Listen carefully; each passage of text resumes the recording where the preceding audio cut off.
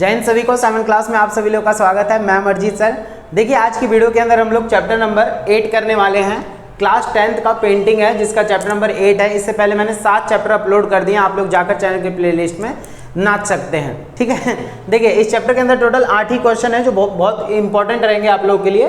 Chapter का नाम है समकालीन भारतीय कला के पुरोगामी कलाकार, यानी कि ये किस समय की बात हो रही है। ईस्ट इंडिया कंपनी का जब शासन चल रहा था भारत के अंदर, तो उस समय के जो कलाकार थे जिन्होंने चित्र वगैरह बनाए, वो सारी चीज़ें हम लोग जो है इस चैप्टर के अंदर पढ़ने वाले हैं। कुल लगभग 3 पेंटिंग है इस चैप्टर के अंदर और वो सारी चीज़ों के बारे में हम पढ़ेंगे। इससे पहले वाली वीडियोस अगर अच्छी लगी हो तो आप लोग जरूर कमेंट में बता देना।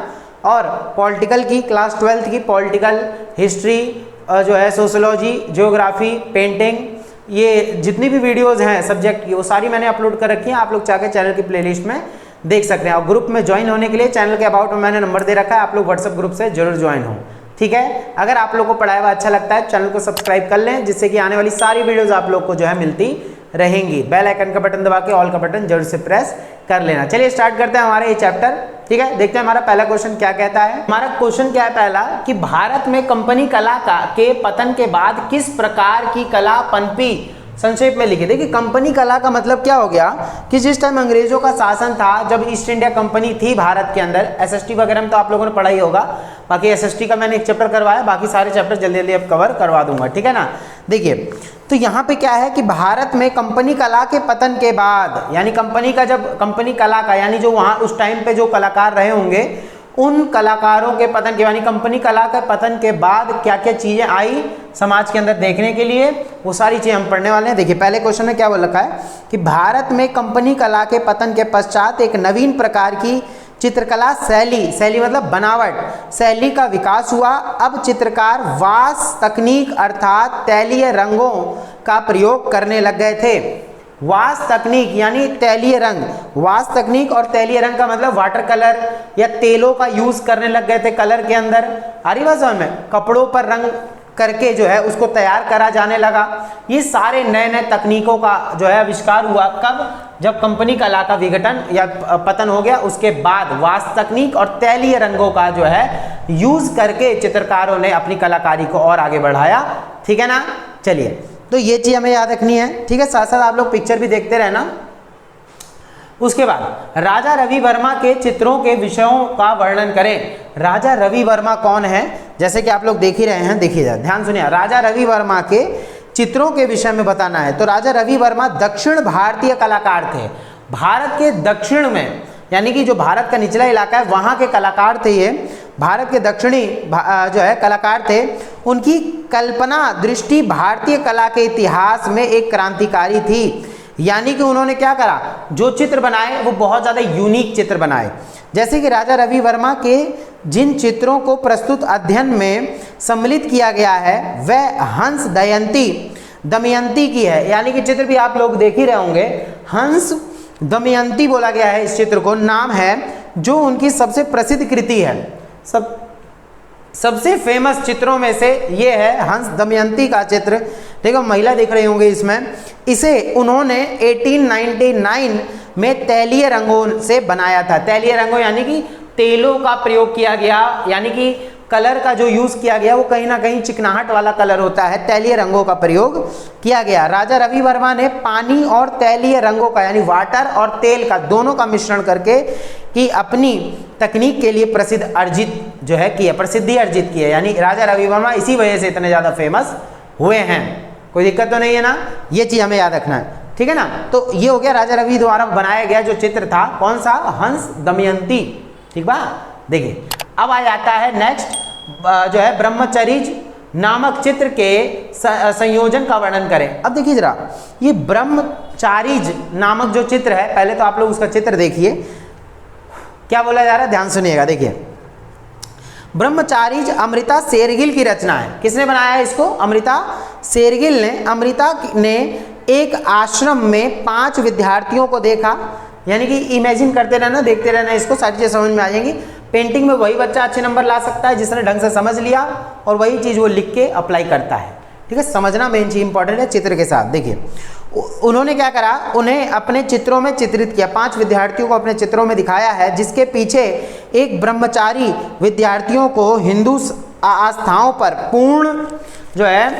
पूर्ण विश्वास चित्र किया और चित्र में विभिन्न रंगों को काफ़ी महत्व दिया गया। यानी अलग अलग रंगों से इन चित्रों को बनाया गया, इस चित्र को बनाया गया।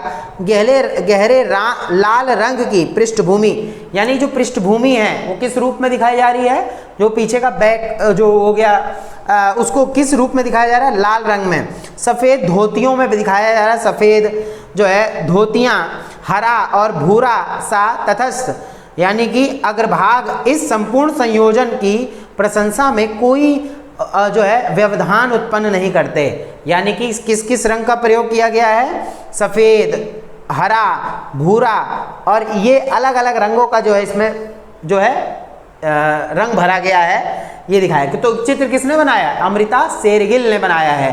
और कौन सा चित्र था ये, तो ये ब्रह्मचारी नामक चित्र जो है, इसमें 5 शिष्यों को बैठे हुए जो है दर्शाया गया है। कोई दिक्कत तो नहीं है ना।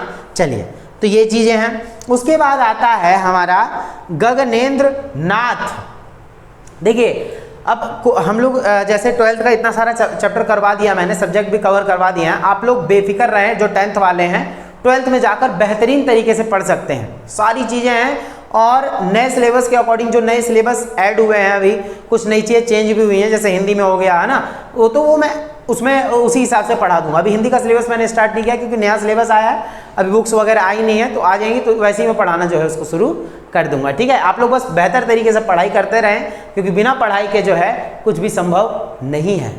याद है ना। देखिए, तो अब हम देखते हैं इसमें नेक्स्ट हमारा क्वेश्चन क्या है। गगनेंद्र नाथ टैगोर की चित्रकला जो है शैली के विषय में एक अनुच्छेद लिखिए। अब इसमें क्या बताना है, ध्यान सुनिएगा। देखिए, गगनेंद्र नाथ टैगोर अविंद्रनाथ टैगोर के छोटे भाई थे। अविंद्रनाथ टैगोर के छोटे भाई थे ये। चित्र वगैरह भी देखते रहिएगा। गगनेंद्र नाथ की कृतियों पर घनवाद के प्रभाव का जो है नमूना है। घनवाद क्या होता है, क्यूबिक उस आकार के चित्र होते हैं। ठीक है, कला के क्षेत्र में घनवाद जो है एक ऐसी शैली है जिसमें वर्णित वस्तुओं को ज्यामितीय आकार में संयोजित कर प्रस्तुत किया गया है। यानी कि इस आकार से, यानी कि इसमें क्यूबिक सारी चीज़ दिखाई गई हैं, घनवाद दिखाया गया है इसमें, घन। उन्होंने अपने चित्रों में, चित्र भी दिख रहा होगा, उन्होंने अपने चित्रों में यही शैली अपनाई है। एक घनवादी कलाकार की भांति इन ज्यामितीय आकारों से ही अपनी कृतियाँ बनाई हैं। इन्हीं आकारों में उन्होंने घन का ही यूज करके कोई भी चित्र बना रखा है। मान लो अभी हमारा ही कोई चित्र बना हुआ है, उसमें डब्बे डब्बे आकार को जोड़ दिया जाए, पजल जैसे होता है ना, वैसे जोड़ दिया जाए। इस चित्र में रंगों के माध्यम से प्रकाश एवं छाया के अपूर्व संयोजन के प्रयोगों से हुए प्रभाव को दर्शाया गया। यानी इसमें छाया वगैरह सब कुछ दिखाई गई है। घनवाद नाम दिया गया है इस चित्र को। कितना सुंदर नजर आएगा, यानी कि बॉक्स बॉक्स बना बना के पूरी एक शक्ल तैयार कर दी इन्होंने। आगे बात समझ में, तो ये चीज़ चित्र मैंने दिखा दिया है आप लोग को। ठीक है, तो ये गगनेंद्र कौन थे, अविंद्रनाथ टैगोर के छोटे भाई थे। चलिए, भारत में समकालीन कला आंदोलन के विषय में संक्षिप्त विवरण दीजिए। समकालीन आंदोलन कला, समकालीन कला आंदोलन क्या है, समकालीन मतलब होता है उस समय की, यानी यहाँ हम बात कर रहे हैं। देखिए कि भारत में समकालीन कला आंदोलन, यानी कि देखिए आंदोलन का मतलब ये नहीं लड़ाई हो जाना। आंदोलन का मतलब क्या है कि नए नए जो कलाकार आ रहे हैं, उन्होंने अपनी इच्छाओं से जो चित्र वगैरह बनाना शुरू कर दिया, उसकी बात की जा रही है यहाँ पे। आगे बात समझ में। देखिए, तो आधुनिक चित्रकला का आरंभ 20वीं शताब्दी के उत्तरार्ध में हुआ। अविंद्रनाथ टैगोर की अध्यक्षता में एक बंगाली चित्रकारों की टोली ने मुगल, ध्यान सुनिएगा, मुगलों का भी शासन था उस टाइम पे, तो बोला जा रहा है अविंद्रनाथ टैगोर थे, उनकी छत्र छाया में, उन्हीं के अंडर में बहुत सारे बंगाली जो कलाकार थे वो आए। तो उसमें बोला गया, ये बोला जा रहा है टोली ने मुगल राजपूत तथा अजंता कहाँ है, महाराष्ट्र की, अजंता गुफाएं कहाँ है, महाराष्ट्र में, तो वहीं की बात हो रही है। अजंता आदि की चित्रकला का अध्ययन करके एक नवीन परंपरागत भारतीय शैली को जन्म दिया। यानी कि मुगल, राजपूत और अजंता शैलियों को इकट्ठा करके एक नई शैली का निर्माण किया गया और इस प्रकार चित्रकला के क्षेत्रों में एक नवीन क्रांति हुई। यानी जब सब लोग आए, नए नए तरीके से चित्रकारी करना शुरू किया, इसी को बोला गया क्या कि एक नवीन क्रांति का जन्म हुआ। यही तो है आंदोलन, लड़ाई नहीं। इसमें नया जो है क्या ऐड किया गया, नए जो चित्रकार आए उन्होंने मुगल शैली को, राजपूत शैली को, अजंता की कला को, जो चित्रकारी वगैरह के सबको मिश्रित करके एक नया जो है विकास किया, जिसे नाट्य कला आंदोलन जो है कहा गया। चित्रकला की यह शैली बंगाल से आरंभ होकर, यानी बंगाल से आरंभ हुई। दास वगैरह लगाते हैं बंगाल में ज़्यादातर लोगों के पीछे, तो बहुत अच्छी चित्रकारी करते थे। तो बंगाल से आरंभ होकर ये कहाँ, भारत के कोने कोने में फैल गई। आगे चलकर मुंबई, चेन्नई और दिल्ली उसके प्रमुख केंद्र बन गए। तो दिल्ली, मुंबई, चेन्नई, इन जगहों पे ऐसी चित्रकारी बहुत ज़्यादा फेमस हुई, जिसमें मुगलों का और राजपूतों का और अजंता शैली को मिश्रित करके इसमें बनाया गया। उसी के लिए जो है उस टाइम की जो ये आंदोलन नाम दिया गया इसको। तो आंदोलन का मतलब ही हो गया यहाँ पे कि नई चित्रकला शैली का विकास होना। ठीक बात। चलिए, जामिनी राय पर निबंध लिखिए। अब जामिनी राय कौन है जरा ध्यान सुनिएगा, देखिए पिक्चर भी आप लोग देखते रहिए। जामिनी राय पर निबंध लिखिए। तो जामिनी राय एक ऐसे चित्रकार का नाम है जिन्होंने बंगाल की, राय है ना, देखिए बंगाल की ग्रामीण कलाओं से प्रेरणा लेकर, यानी गांव देहात वहां से प्रेरणा लेकर आधुनिक रूप, उनको आधुनिक रूप देने का प्रयत्न किया। पुरानी चीजों को लाकर उसको नया रूप दे दिया, आधुनिक रूप दे दिया। किसने? जामिनी राय ने। तो जामिनी राय का जन्म 1882 ईस्वी में बंगाल के बाकुर जिले में हुआ था, और इस जिले में संथाल लोगों की बस्तियां थी। संथाल यानी कुछ जंगली टाइप के लोग होते थे उस टाइम पे, जो है अंग्रेज भी आए थे उस टाइम, संथालों का सहारा लिया था पहाड़ियों को भगाने के लिए। सब 12वीं में पढ़ेंगे, ठीक है। देखिए, तो इस जिले में संथाल लोगों की बस्तियां थी, जहां पर पट्टचित्र भी जो है बनाए जाते। पट्टचित्र मतलब कपड़े पर जो चित्रकारी की जाती है उसको पट्टचित्र बोला जाता है। तो पट्टचित्र भी बहुत प्रचलित था। दोनों बातों का काफी प्रभाव जामिनी राय की भविष्य की कला पर पड़ा, यानी कि सारी चीजें मिश्रित करके उन्होंने पुरानी चीजों को लाकर नया तरीके से, आधुनिक तरीके से जो है उसका निर्माण कर दिया। ठीक बा। चलिए, इसके बाद क्या है, उन्होंने अपनी चित्रकारी में ईसा के जीवन को चित्रित किया, ईसा मसीह के जीवन को चित्रित किया। और इसके अतिरिक्त उनके चित्रों में पौराणिक विषयों एवं जानवरों के चित्र भी हैं। यानी कि जो पुरानी जो चीजें थी, पुराने जैसे अपने चित्रों में इन्होंने जानवरों को भी जगह दी, जानवरों के चित्रकारी वगैरह करी है ना। ये सारी चीज कौन लेकर आया? जामिनी राय, जिनका जन्म 1882 में हुआ था। ठीक बा। और कहाँ हुआ था? तो बंगाल में हुआ था। ठीक है ना, ये चीज हमें क्लियर रख लेनी है, कोई दिक्कत तो नहीं है ना। चलिए, उसके बाद आ जाता है रवि वर्मा की चित्रकला की विषय वस्तु को बताएं। रवि वर्मा की चित्रकला के बारे में बताना, ध्यान सुनिएगा, बहुत इंपॉर्टेंट रहेगा ये। तो राजा रवि वर्मा को भारतीय चित्रकला के इतिहास में आधुनिक चित्रकला का जन्मदाता कहा जाता है। राजा रवि वर्मा है ये। उसके बाद रवि वर्मा ने अपनी चित्रकला में तैल रंगों का, यानी ऑयली कलर का प्रयोग किया, बिना किसी प्रशिक्षण लिए किया।